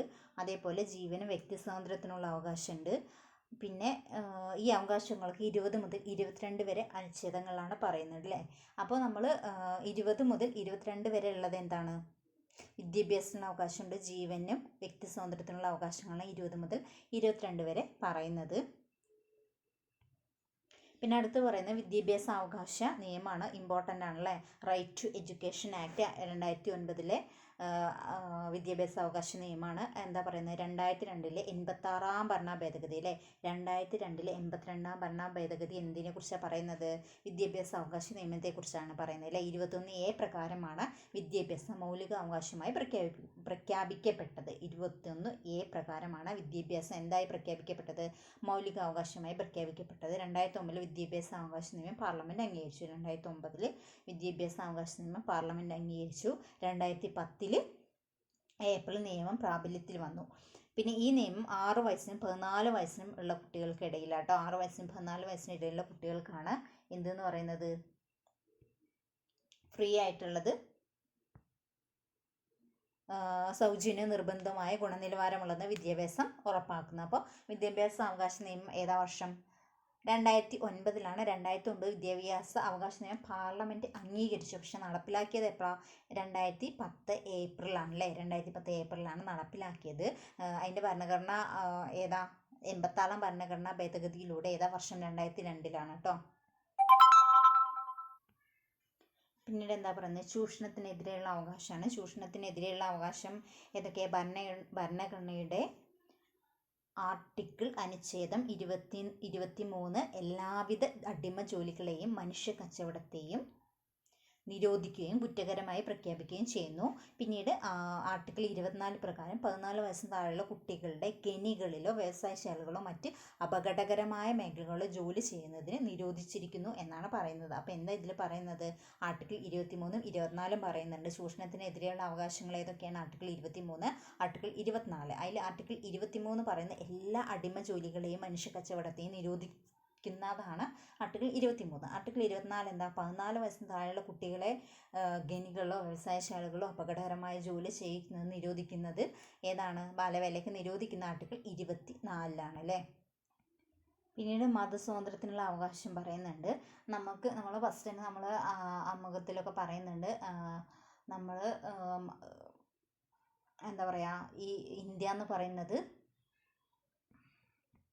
ഒരു പ്രത്യേക മതത്തെയോ ഒന്നും പ്രോത്സാഹിപ്പിക്കുന്നില്ല. അതായത് ഇന്ത്യക്ക് മതമില്ല, എല്ലാ മതങ്ങളെയും ഒരേപോലെ കാണുന്നു എന്ന് പറയുന്നുണ്ട്. അപ്പോൾ ഇവിടെ മതസ്വാതന്ത്ര്യത്തിനുള്ള അവകാശത്തിൽ പറയുന്നുണ്ട് എല്ലാ മതങ്ങൾക്കും തുല്യ പരിഗണനയും തുല്യ സംരക്ഷണവും സ്വാതന്ത്ര്യത്തിനുള്ള അവകാശവും ഉറപ്പ് നൽകുന്നുണ്ട്. ഏത്? മതസ്വാതന്ത്ര്യത്തിനുള്ള അവകാശത്തിൽ പറയുന്നത്. പിന്നീട് സാംസ്കാരികവും വിദ്യാഭ്യാസപരമായ അവകാശങ്ങളാണ് പറയുന്നത്. ന്യൂനപക്ഷം എന്ന് പറഞ്ഞാൽ എന്താ? ന്യൂനപക്ഷം എന്ന് പറഞ്ഞു കഴിഞ്ഞാൽ രാജ്യത്തിൻ്റെ ഏതെങ്കിലും ഒരു പ്രത്യേക ഭാഗത്തോ രാജ്യത്തൊട്ടാകെയോ മറ്റു വിഭാഗങ്ങളേക്കാൾ എണ്ണത്തിൽ കുറവുള്ള അതായത് മറ്റു വിഭാഗങ്ങളെ അപേക്ഷിച്ച് എണ്ണത്തിൽ കുറവുള്ളവരെ അല്ലെങ്കിൽ പൊതുഭാഷയോ മതമോ സംസ്കാരമോ പിന്തുടരുന്നവരുമായ ജനവിഭാഗങ്ങളെയാണ് ന്യൂനപക്ഷങ്ങൾ എന്ന് പറയുന്നത്. അതായത് മറ്റു വിഭാഗങ്ങളേക്കാൾ കുറവുള്ളവരോ അല്ലെങ്കിൽ പൊതുഭാഷയോ മതമോ സംസ്കാരമോ പിന്തുടരുന്നവരുമായ ജനവിഭാഗങ്ങളെ ന്യൂനപക്ഷങ്ങൾ എന്ന് പറയുന്നത്. അതുപോലെ ന്യൂനപക്ഷ വിഭാഗം അവരുടെ സംസ്കാരം, ഭാഷയും ലിപിയും സംരക്ഷിക്കുന്നതും വികസിപ്പിക്കുന്നതിനുമുള്ള മാർഗമാണ് സാംസ്കാരികവും വിദ്യാഭ്യാസപരവുമായ അവകാശങ്ങൾ. അപ്പോൾ ഈ സാംസ്കാരികവും വിദ്യാഭ്യാസപരവുമായ അവകാശങ്ങൾ എന്ന് പറയുന്നത് എന്താന്ന് പറയുന്നത് അതൊരു മൗലികാവകാശമാണ്. അത് ആർക്ക് സംരക്ഷിക്കാൻ വേണ്ടിയിട്ടാണ്? ഈ ന്യൂനപക്ഷങ്ങളെയൊക്കെ സംരക്ഷിക്കാൻ വേണ്ടിയിട്ട് ഉള്ളതാണ് ഈ അവകാശങ്ങൾ എന്ന് പറയുന്നത്. ഇതുപ്രകാരം മതപരവും ഭാഷാപരവും സാംസ്കാരികവുമായ എല്ലാ ന്യൂനപക്ഷങ്ങൾക്കും അവരുടേതായ വിദ്യാഭ്യാസ സ്ഥാപനങ്ങൾ സ്ഥാപിക്കുന്നതിന് അവകാശങ്ങളുണ്ട്. അതേപോലെ അത് നടത്തുന്നതിനുള്ള അവകാശങ്ങളുണ്ട്. അതിലൂടെ അവർക്ക് സ്വന്തം സംസ്കാരത്തെ സംരക്ഷിക്കുവാനും പരിപോഷിക്കുവാനുള്ള അവകാശമൊക്കെ ഉണ്ട് എന്നാണ് ഈ സാംസ്കാരിക വിദ്യാഭ്യാസപരമായ അവകാശങ്ങളിലൂടെ പറയുന്നത്. പിന്നെ എന്താ പറയുന്നത്? ഭരണഘടനാ പരിഹാരത്തിനുള്ള അവകാശമാണ്. ഭരണഘടനാ പരിഹാരത്തിനുള്ള അവകാശം ഇമ്പോർട്ടൻ്റ് ആണ് അല്ലേ? അതായത് ആർട്ടിക്കിൾ 32 എന്തിനെ കുറിച്ചാണ് പറയുന്നത്? ആർട്ടിക്കിൾ 32 സുപ്രീം കോടതിയും ആർട്ടിക്കിൾ 226 ഹൈക്കോടതിയാണ് അല്ലേ? അപ്പോൾ നമുക്ക് മേൽ പറഞ്ഞ, അതായത് മുകളിൽ ഒരുപാട് മൗലികാവകാശങ്ങൾ പറഞ്ഞു അല്ലേ? സമത്വത്തിനുള്ള അവകാശം, സ്വാതന്ത്ര്യത്തിനുള്ള അവകാശം, സാംസ്കാരിക വിദ്യാഭ്യാസപരമായ അവകാശം എന്ന് പറഞ്ഞ ഒരുപാട് ഫണ്ടമെൻ്റൽ റൈറ്റ്സ്, മൗലികാവകാശങ്ങൾ പറഞ്ഞു. അപ്പോൾ ഈ മൗലികാവകാശങ്ങളിൽ ഏതെങ്കിലുമൊക്കെ ലംഘിക്കപ്പെട്ട് കഴിഞ്ഞാൽ നമുക്ക് എവിടെ ചെല്ലാം? ഒന്നുമില്ലെങ്കിൽ ആർട്ടിക്കിൾ 32 സുപ്രീം കോടതി, അവിടെ ചെല്ലാം. അല്ലെങ്കിൽ ആർട്ടിക്കിൾ 226 ഹൈക്കോടതിയുടെ ആർട്ടിക്കിൾ. അപ്പോൾ ഒന്നുമില്ലെങ്കിൽ ഹൈക്കോടതി ചെല്ലാം, അല്ലെങ്കിൽ സുപ്രീം കോടതിയിൽ ചെല്ലാം. സുപ്രീം കോടതിയും ഹൈക്കോടതിയും റിട്ടുകളിലൂടെയാണ് മൗലികാവകാശങ്ങൾ സ്ഥാപിക്കുന്നത്. അപ്പോൾ മൗലികാവകാശങ്ങൾ സ്ഥാപിക്കുന്നത് ഒന്നുമില്ലെങ്കിൽ സുപ്രീം കോടതി അല്ലെങ്കിൽ ഹൈക്കോടതി ആയിരിക്കും. അപ്പോൾ അവർ റിട്ടുകളിലൂടെയാണ് മൗലികാവകാശങ്ങളൊക്കെ പുനഃസ്ഥാപിക്കുന്നത്. മൗലികാവകാശം സംരക്ഷിക്കുന്നതിന് വേണ്ടിയിട്ടാണ് സുപ്രീം കോടതിയോ ഹൈക്കോടതിയോ പുറപ്പെടുവിക്കുന്ന ഉത്തരവുകളും നിർദ്ദേശങ്ങളുമാണ് റിട്ടുകൾ എന്നൊക്കെ അറിയപ്പെടുന്നത്. ഇന്ത്യൻ ഭരണഘടനയുടെ ഹൃദയം ആത്മാവുമാണ് ഈ അവകാശമെന്ന് ഡോക്ടർ BR അംബേദ്കർ വിശേഷിപ്പിക്കുന്നുണ്ട്. അതായത് ഇത് ഒരുപാട് തവണ ചോദിച്ചൊരു ക്വസ്റ്റ്യൻ ആണല്ലേ. ഇന്ത്യൻ ഭരണഘടനയുടെ ഹൃദയം ആത്മാവും എന്ന് ഡോക്ടർ BR അംബേദ്കർ വിശേഷിപ്പിച്ചത് എന്തിനെയാണെന്നൊക്കെ ചോദിച്ചിട്ടുണ്ട്. ഭരണഘടനാപരമായ പരിഹാരത്തിനുള്ള അവകാശമാണ്. അതേപോലെ അത് പറഞ്ഞതാരാന്ന് ചോദിച്ചിട്ടുണ്ട്. അത് BR അംബേദ്കർ ആണ് പറഞ്ഞിട്ടുള്ളത്. അങ്ങനെയുള്ള ഒരുപാട് ക്വസ്റ്റ്യൻസ് വന്നിട്ടുണ്ട്. ഇതാണ് മൗലികാവകാശങ്ങൾ. അവർ ചുരുക്കി തന്നിട്ടുണ്ട് കേട്ടോ. ഇതാണ് മൗലികാവകാശങ്ങൾ എന്ന് പറയുന്നത്. എത്ര മൗലികാവകാശമുണ്ട്? 6 മൗലികാവകാശമുണ്ട് അല്ലേ? ആദ്യം 7 ഉണ്ടായിരുന്നു. അതൊക്കെ ഇനി ഓരോ ക്ലാസ്സിലെത്തും തോറും കണ്ടന്റ് കൂടി വരുന്നുണ്ട്. നമ്മൾ 6ാം ക്ലാസ്സിൽ ഇതേപോലെ ചാപ്റ്റർ ഡിസ്കസ് ചെയ്തപ്പോൾ അതിൽ അവർ പറയുന്നുണ്ട് മൗലികാവകാശത്തെയും കൂടി എല്ലാം തുടങ്ങി വെക്കുന്നുണ്ട്. അതേപോലെ 1215 മാഗ്ന കാർട്ടയെയൊക്കെ കുറിച്ച് പറയുന്നുണ്ട്. പിന്നീട് കണ്ടന്റ് കൂടി വരികയാണ്. അപ്പോൾ ഇത് കണ്ടല്ലോ, കുറച്ചുകൂടി ഉണ്ട്. ഇനി വലിയ ക്ലാസ്സിലേക്ക് എത്തുമ്പോൾ ഇതിലും ഡീറ്റെയിൽഡ് ആയിട്ടുള്ള ഉണ്ടാവും. അപ്പോൾ ഉള്ളത് പഠിച്ചിട്ട് പോവാം. വലിയ ക്ലാസ്സിലേക്ക് എത്തുമ്പോൾ അത് പഠിക്കാം. മൗലികാവകാശങ്ങൾ എന്ന് പറയുന്നത് സമത്വത്തിനുള്ള അവകാശം ആർട്ടിക്കിൾ എത്ര? സമത്വത്തിനുള്ള അവകാശം 14 മുതൽ 18 വരെയാണല്ലേ. 14 മുതൽ 18 വരെ സമത്വത്തിനുള്ള അവകാശത്തെക്കുറിച്ച് പറയുന്നുണ്ട്. അതുപോലെ സ്വാതന്ത്ര്യത്തിനുള്ള അവകാശം ഏതൊക്കെ? 19 മുതൽ 22 വരെ സ്വാതന്ത്ര്യത്തിനുള്ള അവകാശമാണ്. ചൂഷണത്തിനെതിരെ ഉള്ള അവകാശം ഏതാ? ആർട്ടിക്കിൾ 23, 24 മതസ്വാതന്ത്ര്യത്തിനുള്ള അവകാശം ഏതാ? ആർട്ടിക്കിൾ 25ഉം 28ഉമാണ്. അതേപോലെ സാംസ്കാരിക വിദ്യാഭ്യാസപരമായ അവകാശങ്ങൾ ഏതാ? 29 മുതൽ 30 വരെയാണ്. അതേപോലെ ഭരണഘടനാ പരിഹാരത്തിനുള്ള അവകാശം ഏതാ? ആർട്ടിക്കിൾ 32 ആണല്ലേ. അങ്ങനെ 6 മൗലികാവകാശങ്ങളെ കുറിച്ചാണ് നമ്മൾ പറഞ്ഞിട്ടുള്ളത്. പിന്നെ അടുത്തത് എന്താ? റിട്ടുകൾ പറഞ്ഞിട്ടുണ്ട്. റിട്ടുകൾ എത്ര റിട്ടുകളുണ്ട്? 5 റിട്ടുകളുണ്ട് അല്ലേ? 5 റിട്ടുകളുണ്ട്. Habeas corpus, mandamus, prohibition, quo warranto, certiorari. അങ്ങനെ 5 റിട്ടുകളാണ്. അതിൽ ഹേബിയസ് കോർപ്പസ് എന്താ പറയുന്നത്? ഹേബിയസ് കോർപ്പസ് അന്യായമായി തടങ്കിൽ വെച്ചിട്ടുള്ള ഒരാളെ കോടതിക്ക് മുമ്പായി ഹാജരാക്കാൻ ആവശ്യപ്പെട്ടുകൊണ്ട് കോടതി പുറപ്പെടുവിക്കുന്ന ഉത്തരവാണ് ഹേബിയസ് കോർപ്പസ് എന്ന് പറയുന്നത്. അതായത് നമ്മൾ ഈ ആരെങ്കിലും പിന്നെ ഒളിച്ചോടി പോയാലോ അല്ലെങ്കിൽ അങ്ങനെയൊക്കെ പറയുമ്പോൾ അച്ഛനമ്മമാർ ഫയൽ ചെയ്യുന്നത് ഏതാ? ഹേബിയസ് കോർപ്പസ് ആണ്. അന്യായമായി തടങ്കിൽ വെച്ചിട്ടുണ്ട്, എൻ്റെ മകളെ അന്യായമായി തടങ്കിൽ വെച്ചിട്ടുണ്ട് എന്നൊക്കെ പറഞ്ഞിട്ട് ഹേബിയസ് കോർപ്പസ് ആണ് അവർ ഫയൽ ചെയ്യുന്നത്. അതായത് അന്യായമായി തടങ്കിൽ വെച്ചിട്ടുള്ള ഒരാളെ കോടതിക്ക് മുമ്പായി ഹാജരാക്കാൻ ആവശ്യപ്പെട്ടുള്ള കോടതി ഉത്തരവാണ് പിന്നെ ഹേബിയസ് കോർപ്പസ് എന്നൊക്കെ പറയുന്നത്. പിന്നീട് അടുത്തത് മാൻഡമസ് ആണ് വരുന്നത്. മാൻഡമസ് എന്താ? ഒരു ഉദ്യോഗസ്ഥൻ തന്നെ മാൻഡമസ് എന്ന് പറഞ്ഞാൽ ഒറ്റ അർത്ഥത്തിൽ പറയാൻ നാം കൽപ്പിക്കുന്നു. അതായത് ഒരു ഉദ്യോഗസ്ഥൻ ആ ഉദ്യോഗസ്ഥൻ്റെ കർത്തവ്യം നിറവേറ്റാതിരുന്നു കഴിഞ്ഞാൽ കോടതി കോടതി അതായത് അവർക്ക് മനസ്സിലാവാണ് ഈ ഉദ്യോഗസ്ഥൻ അവരുടെ പിന്നെ കർത്തവ്യം നിർവഹിക്കുന്നതെന്ന് കോടതിക്ക് മനസ്സിലായി കഴിഞ്ഞാൽ അവർക്ക് മാൻഡമസ് പുറപ്പെടുവിക്കാം. അതായത് ഒരു ഉദ്യോഗസ്ഥൻ തന്നെ നിയമപരമായ കർത്തവ്യം നിർവഹിക്കാതിരിക്കുന്നത് മൂലം മറ്റൊരു വ്യക്തിയുടെ അവകാശം ഹനിക്കപ്പെടുന്നതായി കോടതി കണ്ടെത്തുമ്പോൾ പുറപ്പെടുവിക്കുന്ന ഉത്തരവാണ് മാൻഡമസ്. നാം കൽപ്പിക്കുന്നു, അതായത് ഉദ്യോഗസ്ഥനോട് കൽപ്പിക്കുന്നു എന്നുള്ളൊരു അർത്ഥത്തിലാണ് കേട്ടോ. അതായത് മാൻഡമസ് എന്ന് പറഞ്ഞു കഴിഞ്ഞാൽ ഒരു ഉദ്യോഗസ്ഥൻ തൻ്റെ കർത്തവ്യം നേരാവണ്ണം ചെയ്യാതിരുന്നു കഴിഞ്ഞാൽ കോടതി ഇടപെടുന്നു, മാൻഡമസ് പുറപ്പെടുവിക്കുന്നു. പിന്നീട് പ്രൊഹിബിഷനാണ്. തങ്ങളുടെ അധികാരപരിധിയിൽ വരാത്തൊരു കേസ് കീഴ്ക്കോടതി പരിഗണിക്കുന്നത് വിലക്കിക്കൊണ്ടുള്ള സുപ്രീം കോടതിയുടെ ഹൈക്കോടതിയുടെ ഉത്തരവാണ്. അതായത് പ്രൊഹിബിഷനെ പ്രൊഹിബിറ്റ് ചെയ്യുക, തടയുക. എന്താണ്, അധികാരപരിധി ഇല്ലാത്തൊരു കേസ് കീഴ്ക്കോടതിക്ക് നോക്കാനുള്ള അധികാരമില്ല. അങ്ങനെ നോക്കുകയാണെങ്കിൽ അതിനെ സുപ്രീം കോടതിയും ഹൈക്കോടതിയൊക്കെ തടഞ്ഞുകൊണ്ടുള്ളതാണ് പ്രൊഹിബിഷൻ എന്ന് പറയുന്നത്. പിന്നെ കോ വാറൻ്റ് എന്തധികാരം? ഒരു ഉദ്യോഗസ്ഥൻ അർഹതയില്ലാത്ത സ്ഥാനം വഹിക്കുന്നത് തടഞ്ഞുകൊണ്ടാണ്. അതായത് കോ വാറൻ്റോ എന്ന് പറഞ്ഞാൽ തന്നെ എന്തധികാരം എന്നാണ്. അതായത് ഏതെങ്കിലും ഉദ്യോഗസ്ഥൻ തന്നെ അധികാരമില്ലാതെ, അതായത് സർട്ടിഫിക്കറ്റൊക്കെ വ്യാജമൊക്കെ ആയിട്ടും കയറുമല്ലേ, അങ്ങനെയൊക്കെ ഉള്ളവർക്ക് കോ വാറൻ്റ് കോടതിക്ക് പുറപ്പെടുവിക്കാം. കോ വാറൻ്റ് എന്തധികാരത്തിലിരിക്കുന്നത് ഒരു ഉദ്യോഗസ്ഥൻ അർഹതയില്ലാത്ത സ്ഥാനം വഹിക്കുകയാണെങ്കിൽ ചോദിക്കാം. പിന്നെ സെർഷ്യോറി എന്ന് പറയുന്നത് കീഴ്ക്കോടതിയുടെ പരിഗണനയിലിരിക്കുന്ന ഒരു കേസ് മേൽക്കോടതിയിലേക്ക് പോകുന്നതാണ് സെർഷ്യോറി. കയറി പോവുക എന്ന് ആലോചിക്കുക കേട്ടോ. കീഴ്ക്കോടതിയിൽ നിന്ന് മേൽക്കോടതിയിലേക്ക് കയറി പോവുക, അതാണ് സെർഷ്യോറി. അപ്പോൾ നമ്മൾ 5 റിട്ടുകൾ പറഞ്ഞു. പിന്നെ ഹേബിയസ് കോർപ്പസ്, മാൻഡമസ്, പ്രൊഹിബിഷൻ, കോ വാറൻ്റ്, സെർഷ്യോറി. അപ്പോൾ സെർഷ്യോറി നമ്മൾ പറഞ്ഞു കയറി പോവുക, കീഴ്ക്കോടതി മേൽക്കോടതിയിലേക്ക് കയറി പോവുക. കോ വാറൻ്റോ എന്തധികാരത്തിലിരിക്കുന്നത് നമുക്ക് കോടതി ചോദിക്കുന്നതാണ്. പ്രൊഹിബിഷൻ തടവാണ്, പ്രൊഹിബിറ്റ് ചെയ്യുക. അതായത് കീഴ്ക്കോടതിക്ക് അധികാരമില്ലാത്ത കേസുകളൊക്കെ അവർ എടുക്കുകയെന്നുണ്ടെങ്കിൽ സുപ്രീം കോടതിക്കും ഹൈക്കോടതിക്കും ഇടപെട്ട് പ്രൊഹിബിറ്റ് ചെയ്യാൻ, തടയാം. മാൻഡമസ് നാം കൽപ്പിക്കുന്നു. അതായത് ഒരു ഉദ്യോഗസ്ഥന് നേരാവണ്ണം കർത്തവ്യം നിർവഹിക്കുന്നില്ലെങ്കിൽ കോടതിക്ക് ഇടപെട്ടിട്ട് മാൻഡമസ് പുറപ്പെടുവിക്കും. പിന്നെ ഹേബിയസ് കോർപ്പസ് എന്ന് പറഞ്ഞാൽ മനുഷ്യരും അന്യായമായ തടങ്കിൽ വെച്ചിട്ടുള്ള ഒരാളെ കോടതിക്ക് മുമ്പാകെ ഹാജരാക്കാനുള്ള ഇതാണ് എന്തെന്ന് പറയുന്നത്, ഹേബിയസ് കോർപ്പസ് എന്ന് പറയുന്നത്. പിന്നെന്താ പറയുന്നത്, രാഷ്ട്രത്തിൻ്റെ നിർദ്ദേശക തത്വങ്ങളാണ് ഇനിയുള്ളത്. രാഷ്ട്രം നടപ്പിലാക്കേണ്ട തത്വങ്ങളാണ് പറഞ്ഞിരിക്കുന്നത്. അത് ആർട്ടിക്കിൾ 4 കേട്ടോ പറയുന്നത്. ഭാഗം 4 ആർട്ടിക്കിൾ അല്ല, ഭാഗം 4 പറയുന്നത്. 36 മുതൽ 51 വരെയാണ് ഡയറക്റ്റീവ്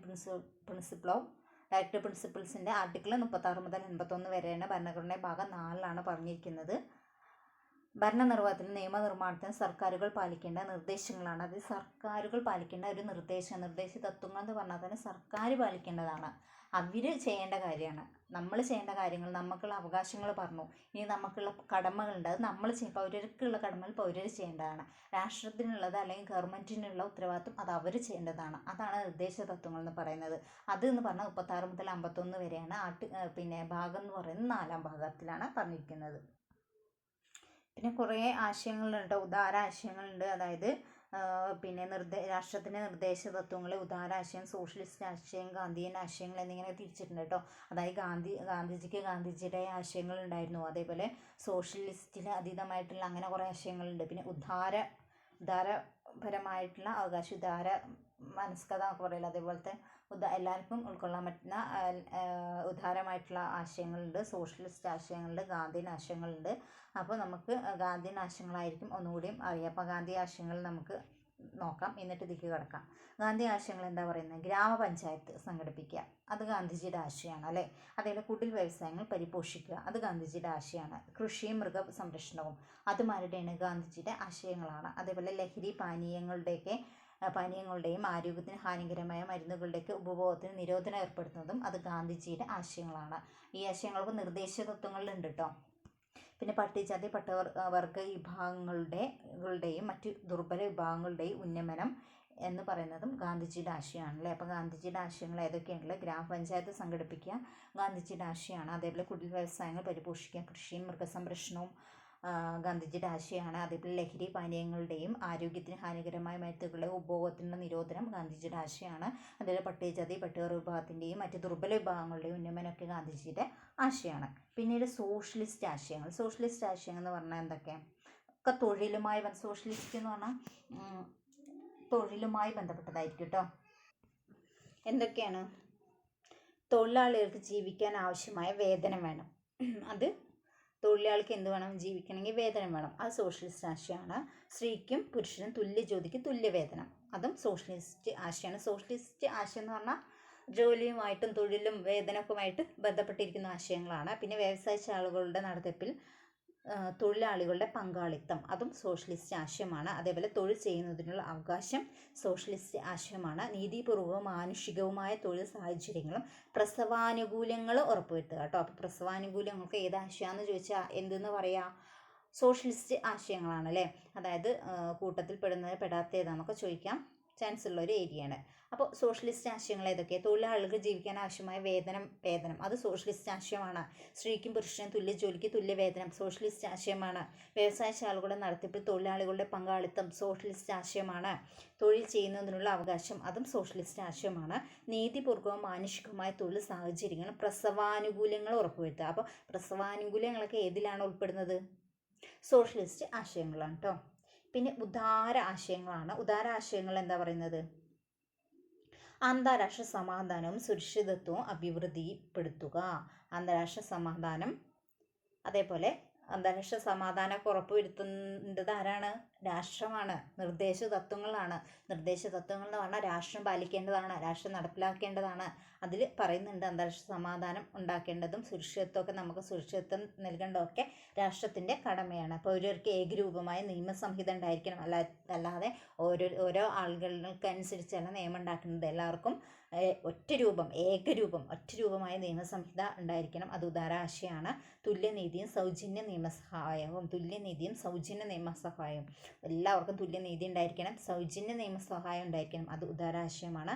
6 വയസ്സിൽ താഴെയുള്ള കുട്ടികൾക്ക് പരിചരണവും വിദ്യാഭ്യാസം വ്യവസ്ഥ ചെയ്യൽ, അതും ഉദാരാശയമാണ്. കാരണം എല്ലാവർക്കും ഉള്ള, അതായത് ഈ ഉദാരാശയം പറഞ്ഞാൽ എല്ലാവർക്കും പാടെ ഉൾക്കൊള്ളാൻ പറ്റുന്ന ഒരു ഇതാണ് ഉദാരാശയം എന്ന് പറഞ്ഞാൽ. മനസ്സിലാക്കി വയ്ക്കുക. അപ്പോൾ നമുക്ക് ഓട് വണ്ണ ഔട്ടൊക്കെ വന്നു കഴിഞ്ഞാൽ നമുക്ക് ചെയ്യാൻ പറ്റും. അപ്പോൾ 6 വയസ്സിൽ താഴെയുള്ള കുട്ടികൾക്ക് പരിചരണവും വിദ്യാഭ്യാസവും വ്യവസ്ഥ ചെയ്യൽ എന്താണ്? ഉദാരാശയമാണ്. പിന്നെ പരിസ്ഥിതി, കന്നുകാലി വന്യജീവി സംരക്ഷണമൊക്കെ ഉദാരാശയമാണ്. പരിസ്ഥിതി സംരക്ഷിക്കേണ്ടത് എല്ലാവരുടെയും, പരിസ്ഥിതി സംരക്ഷിക്കുക എന്ന് പറയുന്നത് എല്ലാവരുടെയും ആവശ്യമാണ്. പിന്നെ കന്നുകാലി വന്യജീവി സംരക്ഷണം എന്നൊക്കെ പറയുന്നത് ഉദാര ആശയമാണ്. അപ്പോൾ ഉദാര ആശയങ്ങൾ ഏതൊക്കെയാണ്? അന്താരാഷ്ട്ര സമാധാനം, സുരക്ഷിതത്വം അഭിവൃദ്ധിപ്പെടുത്തുക, പൗരർക്ക് ഏകരൂപമായ നിയമസംഹിത ഉണ്ടാക്കുക, തുല്യനീതിയും സൗജന്യ നിയമസഹായവും ഉണ്ടാക്കുക, അതുപോലെ 6 വയസ്സിനായുള്ള കുട്ടികൾക്ക് പരിചരണം വിദ്യാഭ്യാസം വ്യവസ്ഥ ചെയ്യുക, അതുപോലെ പരിസ്ഥിതി, കന്നുകാലി വന്യജീവി സംരക്ഷണമൊക്കെ ഉദാരാശയങ്ങളിൽ പെടുന്നതാണ്. പിന്നീട് മൗലിക അവകാശങ്ങളും നിർദ്ദേശ തത്വങ്ങളും തമ്മിലുള്ള വ്യത്യാസങ്ങളാണ് പറഞ്ഞിരിക്കുന്നത്. മൗലിക അവകാശങ്ങൾ എന്നാൽ നമുക്കുള്ള അവകാശങ്ങളാണ്, നിർദ്ദേശ തത്വങ്ങൾ എന്ന് രാഷ്ട്രം നടപ്പിലാക്കേണ്ടതാണ്. അപ്പോൾ അത് തമ്മിലുള്ള വ്യത്യാസമാണ് പറയുന്നത്. ഇന്ത്യൻ ഭരണഘടനയിൽ പ്രതിപാദിക്കുന്ന മൗലിക അവകാശവും രാഷ്ട്ര നയത്തിൻ്റെ നിർദ്ദേശ തത്വങ്ങളും പരസ്പര പൂരകങ്ങളാണ്. മൗലിക അവകാശം ഗവൺമെൻറ്റിൻ്റെ അധികാരങ്ങൾക്ക് പരിധി നിർണ്ണയിക്കുമ്പോൾ, മൗലിക അവകാശങ്ങൾ എന്ന് പറയുന്നത് മൗലിക അവകാശങ്ങൾ ഗവൺമെൻറ്റിൻ്റെ അധികാരങ്ങൾക്ക് പരിധി നിർണ്ണയിക്കുന്നുണ്ട്. അതായത് അവർ ചെയ്യുന്ന അധികാരങ്ങൾക്ക് പരിധി നിർണ്ണയിക്കുന്ന ഏതാണെന്ന് ചോദിച്ചാൽ മൗലികാവകാശമാണ്. പക്ഷേ നിർദ്ദേശ തത്വങ്ങൾ ചില കാര്യങ്ങൾ ചെയ്യാൻ ഗവൺമെൻറ്റിനെ പ്രേരിപ്പിക്കുന്നു. നിർദ്ദേശ തത്വങ്ങൾ എന്ന് പറയുന്നത് ഇന്ന കാര്യങ്ങൾ ചെയ്യണം, ഇന്നത് ചെയ്യണം എന്ന് കറക്റ്റ് നിർദ്ദേശ തത്വങ്ങൾ പറയുന്നുണ്ട്. അത് ഗവൺമെൻറ്റിനെ ചെയ്യാൻ പ്രേരിപ്പിക്കുന്നതാണ് നിർദ്ദേശ തത്വങ്ങൾ. മൗലികാവകാശങ്ങൾ പ്രധാനമായും വ്യക്തികളുടെ അവകാശമാണ്. മൗലികാവകാശം പറഞ്ഞാൽ വ്യക്തികളുടെ അവകാശമാണ്. അതുപോലെ ഗവൺമെൻറ്റിനെ പരിധി നിശ്ചയിക്കുന്നുണ്ടെന്നൊക്കെ പറഞ്ഞു മൗലികാവകാശങ്ങൾ. എന്നാൽ നിർദ്ദേശ തത്വങ്ങൾ സമൂഹത്തിൽ എല്ലാ ജനവിഭാഗങ്ങളെയും ക്ഷേമം ഉറപ്പുവരുത്തുന്നുണ്ട്. മൗലികാവകാശങ്ങൾ മൗലികാവകാശം ലംഘിക്കപ്പെട്ടു കഴിഞ്ഞാൽ നമുക്ക് സുപ്രീം കോടതി ചെല്ലാം, ഹൈക്കോടതി ചെല്ലാം. എന്നാൽ നിർദ്ദേശ തത്വങ്ങൾ ലംഘിക്കപ്പെട്ട കോടതിയെ സമീപിക്കാൻ പറ്റുമോ? ഇല്ല, കോടതിയെ സമീപിക്കാൻ കഴിയില്ല.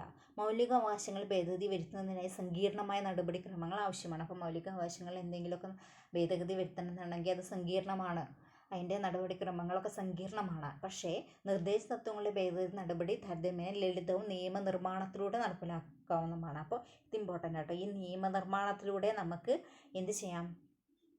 നിയമനിർമ്മാണത്തിലൂടെ പിന്നെ നിർദ്ദേശ തത്വങ്ങളെ നടപ്പിലാക്കാം. പക്ഷേ മൗലികാവകാശം പറ്റുമോ? ഒരു നിയമനിർമ്മാണം മതിയോ? പറ്റില്ല. മൗലികാവകാശം പറഞ്ഞാൽ മനുഷ്യന്മാരുമായി അത്രയും ബന്ധപ്പെട്ടിട്ടുള്ളൊരു കാര്യമാണ്. അപ്പോൾ അത് ഭേദഗതി വരുത്തണമെങ്കിൽ അതിൻ്റേതായ നടപടിക്രമങ്ങളുണ്ട്. സങ്കീർണമാണത്. ജനാധിപത്യ പ്രക്രിയയിൽ മൗലികാവകാശം രാഷ്ട്രീയ ജനാധിപത്യത്തെ പ്രാവർത്തികമാക്കുമ്പോൾ മാർഗനിർദ്ദേശ തത്വങ്ങൾ സാമൂഹ്യ സാമ്പത്തിക ജനാധിപത്യത്തെ സാക്ഷാത്കരിക്കുന്നത്. അപ്പോൾ ജനാധിപത്യ പ്രക്രിയയിലാണെങ്കിൽ മൗലികാവകാശം രാഷ്ട്രീയ ജനാധിപത്യത്തെ പ്രാവർത്തികമാക്കുകയാണെന്നുണ്ടെങ്കിൽ, മൗലികാവകാശം രാഷ്ട്രീയമായിട്ടും ജനാധിപത്യപരമായിട്ടും പ്രാവർത്തികമാക്കുകയാണെങ്കിൽ മാർഗനിർദ്ദേശ തത്വങ്ങൾ എന്താ ചെയ്യുന്നത്? സാമൂഹ്യ സാമ്പത്തിക ജനാധിപത്യത്തെയാണ്. മാർഗനിർദ്ദേശ തത്വങ്ങൾ സാമൂഹികമായിട്ടും സാമ്പത്തികമായിട്ടുള്ള കാര്യങ്ങളിലാണ് സാക്ഷാത്കരിക്കുന്നത്. പക്ഷേ മൗലികാവകാശം എന്താ? രാഷ്ട്രീയ ജനാധിപത്യത്തെ പ്രാവർത്തികമാക്കുമ്പോൾ, ജനാധിപത്യ പ്രക്രിയയിൽ മൗലികാവകാശങ്ങൾ രാഷ്ട്രീയ ജനാധിപത്യത്തെ പ്രാവർത്തികമാക്കുകയാണ് ചെയ്യുന്നത്. അതാണ് ഇത്രയും കാര്യങ്ങളാണ് പിന്നെ മൗലികാവകാശവും നിർദ്ദേശ തത്വങ്ങളും തമ്മിലുള്ള വ്യത്യാസം. അത് മനസ്സിലായത്. അതായത് മൗലികാവകാശങ്ങൾ ലംഘിക്കപ്പെട്ട് കഴിഞ്ഞാൽ നമുക്ക് കോടതിയെ സമീപിക്കാൻ നിർദ്ദേശ തത്വങ്ങൾ പറ്റുമോ? ഇല്ല. പിന്നെന്താ നിർദ്ദേശ തത്വങ്ങൾ പറഞ്ഞത്? നിർദ്ദേശ തത്വങ്ങൾ എന്ന് പറഞ്ഞാൽ ഗവൺമെൻറ് ചെയ്യേണ്ടതാണ്. മൗലികാവകാശം പറഞ്ഞാൽ ജനങ്ങൾക്കുള്ള അവകാശങ്ങളാണ്. പിന്നീട് മൗലികാവകാശം എന്ന് പറഞ്ഞാൽ പിന്നെ എന്തൊക്കെയാണ് പറഞ്ഞത് പോയിന്റ്? മൗലികാവകാശങ്ങൾ എന്ന് പറയുന്നത് പിന്നെ ഗവൺമെൻറ്റിന് പരിധി നിശ്ചയിക്കുന്നുണ്ട് അല്ലേ? അധികാരങ്ങൾക്ക് പരിധി നിശ്ചയിക്കുന്നുണ്ട്. നിർദ്ദേശ തത്വങ്ങൾ എന്താ ചെയ്യുന്നത്? അവരിന്ന കാര്യങ്ങളൊക്കെ ചെയ്യണം എന്ന് പറഞ്ഞു വെച്ചതാണല്ലേ. പിന്നെ നിർദ്ദേശ തത്വങ്ങൾ പ്രയോഗത്തിൽ നിന്ന് പറഞ്ഞിട്ട് കൊടുത്തിട്ടുണ്ട്. സാമൂഹിക സാമ്പത്തിക നീതി ലക്ഷ്യം കൊണ്ടുള്ള നിർദ്ദേശങ്ങളാണ് രാഷ്ട്രനയത്തിൻ്റെ നിർദ്ദേശ തത്വങ്ങളായി ഭരണഘടനയെ ഉൾക്കൊള്ളിച്ചിരിക്കുന്നത്. കാലാകാലങ്ങളിൽ ആവശ്യാനുസരണം ഈ നിർദ്ദേശങ്ങൾ പലതും നിയമനിർമ്മാണത്തിലൂടെ നടപ്പിലാക്കാറുണ്ട്. അതായത് നിർദ്ദേശ തത്വങ്ങൾ നമ്മൾ പറഞ്ഞു നിയമനിർമ്മാണത്തിലൂടെ നമുക്ക് നടപ്പിലാക്കാം. അതൊരു ഡിഫറൻസ് ആണല്ലേ. ഡയറക്റ്റ് നിർദ്ദേശ തത്വങ്ങൾ പറഞ്ഞാൽ നിയമനിർമ്മാണത്തിലൂടെ നമുക്ക് നടപ്പിലാക്കാം. മൗലികാവകാശം പറ്റുമോ? ഇല്ല. സങ്കീർണമായ പ്രോസസ്സിലൂടെ മാത്രമേ നമുക്കത് പിന്നെ ഭേദഗതി ചെയ്യാൻ പറ്റുള്ളൂ. പിന്നെ ഗ്രാമപഞ്ചായത്ത് സംഘടിപ്പിക്കുന്ന ഗാന്ധിയൻ ആശയമാണ്. ഗ്രാമപഞ്ചായത്ത് സംഘടിപ്പിക്കുക എന്നുള്ള ഗാന്ധി ആശയമാണെന്ന് നമ്മൾ നേരത്തെ പറഞ്ഞു. എന്ന ഗാന്ധി ആശയമാണ് 1993 പഞ്ചായത്ത് രാജ് നഗരപാലിക നിയമങ്ങളിലൂടെ നടപ്പിലാക്കിയത്. അങ്ങനെ ഈ ഗാന്ധിജിയുടെ ആശയമായ ഗ്രാമപഞ്ചായത്ത് സംഘടിപ്പിക്കുക എന്നുള്ള ആ ആശയമാണ് 1993 പഞ്ചായത്ത് രാജ് നഗരപാലിക നിയമങ്ങളിലൂടെ നടപ്പിലാക്കിയത്. ഉദാര ആശയമാണ് സൗജന്യ വിദ്യാഭ്യാസം എന്ന് പറഞ്ഞ ഉദാരാശയമാണ്. അത് 2009 വിദ്യാഭ്യാസ അവകാശ നിയമത്തിലൂടെ നടപ്പിലാക്കിയിട്ടുള്ളത്. അവർ 2009 പാർലമെൻറ്റ് നിയമം പാസ്സാക്കി നടപ്പിലാക്കിയെന്ന 2010 ഏപ്രിലാണ്. 1986 പരിസ്ഥിതി സംരക്ഷണ നിയമം ഉദാരാശയമാണ്. പരിസ്ഥിതി സംരക്ഷിക്കുക എന്ന് പറഞ്ഞത് ഉദാരാശയം എന്ന് പറഞ്ഞു. അത് 1986 പരിസ്ഥിതി സംരക്ഷണ നിയമം ഉദാരാശയത്തിൻ്റെ പ്രതിഫലനമാണെന്ന് പറഞ്ഞു. പിന്നെ 1977 തുല്യവേതന നിയമം സോഷ്യലിസ്റ്റ് ആശയമാണ്. അപ്പോൾ 1976 തുല്യവേതന നിയമം എന്നാന്ന് ചോദിച്ചാൽ എന്താ പറയുക? 1976 തുല്യവേതന നിയമം. അതൊരു സോഷ്യലിസ്റ്റ് ആശയമാണ്. സോഷ്യലിസ്റ്റ് ആശയമായ സ്ത്രീക്കും പുരുഷനും തുല്യ ജോലിക്ക് തുല്യവേതനം എന്ന തത്വം പ്രാവർത്തികമാക്കുന്നതിനായി നടപ്പിലാക്കിയതാണ്. അപ്പോൾ 1976 തുല്യവേതന നിയമം ഒരു സോഷ്യലിസ്റ്റ് ആശയമാണ്. പിന്നെ 1986 പരിസ്ഥിതി സംരക്ഷണ നിയമം എന്ന് പറഞ്ഞു. 2009 വിദ്യാഭ്യാസ അവകാശ നിയമം. പിന്നെ അതുപോലെ പഞ്ചായത്ത് രാജ് നഗരപാലിക നിയമം 1993. പിന്നീട് മൗലിക കർത്തവ്യങ്ങളിലേക്ക് കിടക്കുകയാണ്. അപ്പോൾ നമ്മൾ ഇതിൽ തുടക്കത്തിൽ തന്നെ പറഞ്ഞു മൗലിക അവകാശങ്ങളെക്കുറിച്ച് പറയുന്നുണ്ട്, നിർദ്ദേശ തത്വങ്ങളെ കുറിച്ച് പറയുന്നുണ്ട്, മൗലിക കർത്തവ്യങ്ങളെക്കുറിച്ചാണ് ഈ ചാപ്റ്റർ ഡിസ്കസ് ചെയ്യുന്നതെന്ന് അവർ പറഞ്ഞിട്ടുണ്ട് അല്ലേ. അപ്പോൾ അത് മൗലിക കർത്തവ്യങ്ങളിലേക്ക് നമ്മൾ കടന്നിട്ടുണ്ട്. അപ്പോൾ ഇവിടെ സർദാർ വല്ലഭായ് പട്ടേലിൻ്റെ ഒരു പിക്ചറൊക്കെ തന്നിട്ടുണ്ട്. അത് എന്താണ് സർദാർ വല്ലഭായ് പട്ടേൽ എന്താ പറയുന്നത്? ഓരോരുത്തരും ഓർക്കേണ്ടത് ഞാനൊരു ഇന്ത്യക്കാരനായിരിക്കുമ്പോൾ തന്നെ എനിക്ക് എല്ലാ അവകാശങ്ങളോടൊപ്പം തന്നെ നിയതമായ ചുമതലകളും ഉണ്ടെന്നാണ്. അതായത് നമ്മളൊരു ഇന്ത്യക്കാരനാണ് എന്നുള്ളത് നമുക്കറിയാം. അപ്പോൾ നമുക്ക് എന്തുണ്ട്? നമ്മൾ ഓർക്കണം എനിക്ക് എല്ലാ അവകാശങ്ങളോടൊപ്പം തന്നെ എനിക്ക് എല്ലാ അവകാശം കിട്ടുന്നുണ്ട്. അതേപോലെ എനിക്ക് കടമകളുണ്ട്. അവകാശം മാത്രം പോരല്ലോ, നമ്മൾ ചെയ്യേണ്ടതായ കടമകളുണ്ട്. നമ്മൾ പരിസ്ഥിതി സംരക്ഷിക്കണം.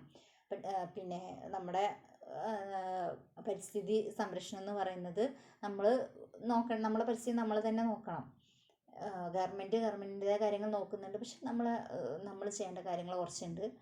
അത് നമ്മളും പരിസ്ഥിതി സംരക്ഷിക്കുക എന്ന് പറയുമ്പോൾ അത് മാർഗ്ഗനിർദ്ദേശ തത്വങ്ങളുണ്ട് കേട്ടോ. അത് പക്ഷേ നമ്മൾ ചെയ്യേണ്ട ഒരു പരിസ്ഥിതി സംരക്ഷണം ഉണ്ട്. അതും നമ്മുടെ കടമകളിൽ കർത്തവ്യങ്ങളിൽ വരുന്നുണ്ട് കേട്ടോ. അത് പറയുന്നുണ്ടാവും, അതിൽ വരുന്നുണ്ട്. ഇന്ത്യയുടെ പ്രഥമ ഉപപ്രധാനമന്ത്രി ആഭ്യന്തരമന്ത്രിയുമാണ് ആര്? സർദാർ വല്ലഭായ് പട്ടേൽ അല്ലേ? സർദാർ വല്ലഭായ് പട്ടേൽ എന്ന് പറയുന്നത് ഇന്ത്യയുടെ ഉപപ്രധാനമന്ത്രിയും ആഭ്യന്തരമന്ത്രിയായിരുന്ന വ്യക്തിയാണ്. അപ്പോൾ പൗരർ പാലിക്കേണ്ട ചില കടമകൾ ഭരണഘടനയിൽ ഉൾക്കൊള്ളിച്ചിട്ടുണ്ട്. പൗരർ പാലിക്കേണ്ട ചില കടമകളൊക്കെ ഭരണഘടനയിൽ ഉൾക്കൊള്ളിച്ചിട്ടുണ്ട്. പിന്നെ പറയുന്നുണ്ട് അവകാശങ്ങൾ കർത്തവ്യം. ഒരേ നാണയത്തിന് രണ്ട് വശങ്ങളാണ് അവകാശം കർത്തവ്യങ്ങൾ എന്ന് പറയുന്നത്. നമുക്കൊരു അവകാശം ഉണ്ടെങ്കിൽ അതേപോലെ തന്നെ കർത്തവ്യമുണ്ട്. ഒരു നാണയം എടുത്ത് വെച്ച് അപ്പുറം ഇപ്പുറം ഉള്ള പോലെയാണ് മൗലികാവകാശങ്ങളും കർത്തവ്യങ്ങളും എന്നാണ് പറയുന്നത്. പൗരരുടെ മൗലിക കർത്തവ്യങ്ങളെക്കുറിച്ച് നിർദ്ദേശങ്ങൾ സമർപ്പിക്കുന്നതിനായി 1976 കേന്ദ്ര സർക്കാർ നിയോഗിച്ച കമ്മിറ്റിയാണ് സർദാർ സ്വരത് സിംഗ് കമ്മിറ്റി. അപ്പോൾ എന്താണ് സ്വരത് സിംഗ് കമ്മിറ്റി? അതായത് നമ്മുടെ മൗലിക കർത്തവ്യങ്ങളെക്കുറിച്ച് പഠിച്ച് നിർദ്ദേശങ്ങളൊക്കെ സമർപ്പിക്കുന്ന കമ്മിറ്റിയാണ് സ്വരത് സിംഗ് കമ്മിറ്റി. അത് കേന്ദ്ര സർക്കാർ നിയമിച്ചതാണ്. ഏത് വർഷമാണ്? 1976 അങ്ങനെ കമ്മിറ്റിയുടെ നിർദ്ദേശങ്ങൾ പരിഗണിച്ച് 1976 42ാം ഭരണഘടനാ ഭേദഗതിയുടെ ഭാഗമായി മൗലിക കർത്തവ്യങ്ങൾ ഉൾക്കൊള്ളുന്ന ഒരു പുതിയ ഭാഗം 4A ഭരണഘടനയിൽ ഉൾപ്പെടുത്തി. അപ്പോൾ മൗലിക കർത്തവ്യങ്ങൾ ഏത് ഭാഗത്തിലാണ് ഉൾക്കൊള്ളിച്ചിരിക്കുന്നത്? 4A അല്ലേ? 4A ഭാഗം 4A ഏതാണെന്ന് ചോദിച്ചാൽ മൗലിക കർത്തവ്യങ്ങളാണ്. 51A അനുച്ഛേദമായിട്ടാണ് മൗലിക കർത്തവ്യങ്ങൾ ഭരണഘടനയുടെ ഭാഗമായി തീർന്നത്. പിന്നെ എന്താ പറയുന്നത്? പൗരൻ എന്ന നിലയിൽ ഭരണഘടനയെ അനുസരിക്കുക, രാജ്യത്തെ കാത്തു സൂക്ഷിക്കുക, രാജ്യം ആവശ്യപ്പെടുമ്പോൾ ദേശീയ സേവനം അനുഷ്ഠിക്കുക, പരിസ്ഥിതി സംരക്ഷിക്കുക തുടങ്ങിയ മൗലിക കർത്തവ്യങ്ങളെല്ലാം ഉൾപ്പെടുന്നത് കർത്തവ്യങ്ങൾ ഉൾപ്പെടുന്ന ആശയങ്ങളാണ്. ഇതൊക്കെയാണ്, അതായത് നമ്മളെ ഭരണഘടന അനുസരിക്കുക എന്ന് പറയുന്നത് നമ്മുടെ കർത്തവ്യമാണ്. രാജ്യത്തെ കാത്തു സൂക്ഷിക്കുക നമ്മുടെ കർത്തവ്യമാണ്. രാജ്യം ആവശ്യപ്പെടുമ്പോൾ ദേശീയ സേവനം അനുഷ്ഠിക്കുക നമ്മുടെ കർത്തവ്യമാണ്. പരിസ്ഥിതി സംരക്ഷിക്കുക അതെല്ലാം നമ്മുടെ മൗലിക കർത്തവ്യങ്ങളാണ് എന്നാണ് പറയുന്നത്. പിന്നീട് ഒരു കോളത്തിൽ പറഞ്ഞിട്ടുണ്ട് മൗലിക കർത്തവ്യങ്ങൾ ചിലത് 2 കൊടുത്തിട്ടുണ്ട്. അപ്പം മൗലിക കർത്തവ്യങ്ങൾ കുറച്ചുകൂടി ഉണ്ട്. അപ്പോൾ ടെക്സ്റ്റ് ബുക്കിലുള്ളതെങ്കിലും നോക്കി വെക്കുക കേട്ടോ.